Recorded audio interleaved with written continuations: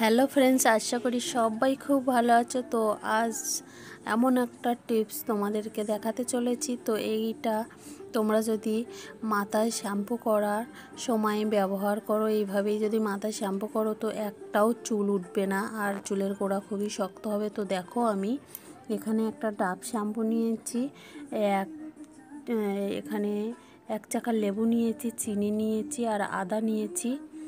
তো এইগুলোকে আমি এখন কি করব সেটাই তোমরা দেখতে থাকো। তো কিভাবে তোমরা ব্যবহার করবে সেটাই আজ তোমাদেরকে আমি দেখাচ্ছি। তো দেখো, লেবুটাকে আমি জলের সাথে মিশিয়ে নিয়েছি। এখানে কিন্তু আমি প্লেন জল নিয়েছি, তোমরাও কিন্তু এখানে প্লেন জল নেবে।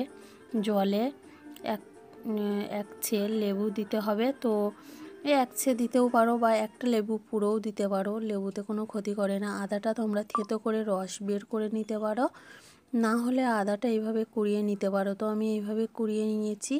চিনিটা দিয়ে একটু ভালো করে নাড়াচাড়া করে নেবেন, যেহেতু চিনিটা তো জলে না জলের সাথে মিশে না গেলে তো হবে না।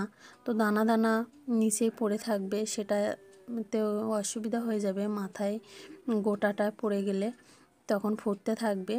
তো দেখো, আমি এখানে এখন সবটাই নিয়ে নিয়েছি জলের মধ্যে, আদা, লেবু, চিনি। তো আমি ঘেঁটে ঘেঁটে একটু করে দিয়েছি, দিয়ে এটা ছেঁকনিতে করে কিন্তু আমি ছেঁকে নেব।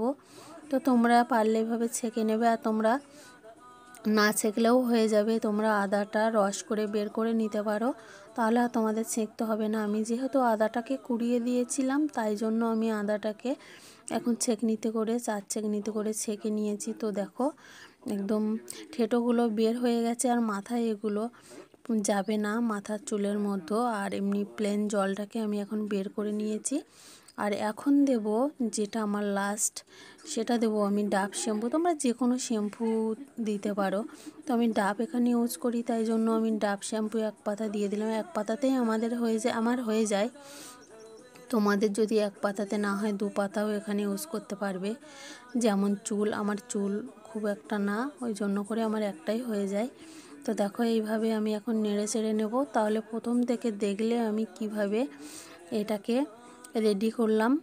তো এইভাবে যদি তোমরা মাথা শ্যাম্পু করো, সত্যি বলছি আমার আগে খুবই চুল উঠতো, কিন্তু এইটা যখন থেকেই আমি ব্যবহার করি, শ্যাম্পু দেওয়ার আগে যখন থেকেই আমি ব্যবহার করছি, তখন থেকেই কিন্তু আমার চুল ওঠা বন্ধ হয়ে গেছে। তো তাই জন্য আমি তোমাদেরকে শেয়ার করলাম। তো দেখো, এইভাবে অ্যাপ্লাই করবে মাথায় প্রথমে এটাকে চুলের গোড়ায় গোড়ায় দিয়ে নেবে।